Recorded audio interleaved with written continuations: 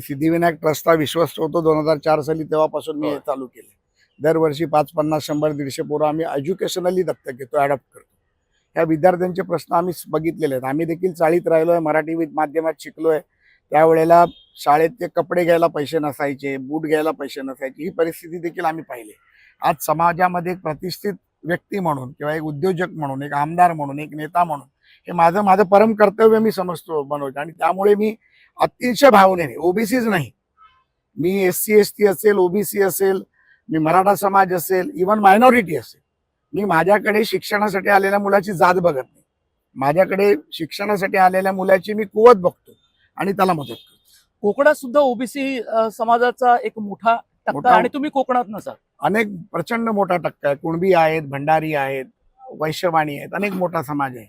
मी मराठा समाजातून येत असलो तरी आमच्यातले लाड अनेक भंडारी पण आहेत, ते ओबीसी आहेत, कुणबी आहेत. त्यामुळे प्रत्येक मी समाजाच्या पलीकडे जाऊन काम करणारा कार्यकर्ता. या अधिवेशनामध्ये काही महत्वाचे मुद्दे तुम्ही मांडलेत, म्हणजे या व्यतिरिक्त अनेक मुद्दे मी मांडलेत. या व्यतिरिक्त नाशिकचा एक भूमाफियाचा प्रश्न होता, तो सरकारने पुन्हा चर्चेला आणला. या व्यतिरिक्त भूमाफियाचा थोडासा नाशिकमध्ये एक प्रकरण जमिनीचं झालं होतं, त्याच्यावरती चर्चा आता होणं आहे परत सोमवारी.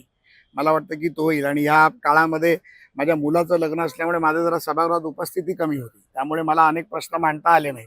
परंतु सरकारच्या वरती ज्यांनी यांनी टीका केली, काल देखील आपण पाहिलं असेल, अनिल परबांनी सरकारवर टीका केली, तर ते खोडून काढण्याचं काम मी या सभागृहात केलं. सरकार काम करते, देवेंद्रचं सरकार काम करतं. देवेंद्र फडणवीस हा एक काम करणारा मुख्यमंत्री आहे, हे आम्ही ठेवून सांगतो. आणि विरोधकांना देखील ते काल मान्य करावं लागलं की भ्रष्टाचाराचे आरोप देवेंद्र फडणवीसांवर होऊ शकतात. त्यामुळे हे सरकार सक्षम आहे, जनतेचं सरकार आहे. आणि कधी कधी वेळ पडली तर महायुतीतल्याच पक्षांनी काही वेगळी भूमिका मांडली तर त्यांच्या विरोधातही बोलावं लागतं. आम्ही बोलतो. देवेंद्र फडणवीसांच्या विरोधात जो कोण बोलेल त्याच्या विरोधात आम्ही बोलायला तयार असतो. चला, यावेळी जरा आपण कमी वेळेतली ही मुलाखत आपण परत मंगळवारी घेऊ मुद्द्यावरती.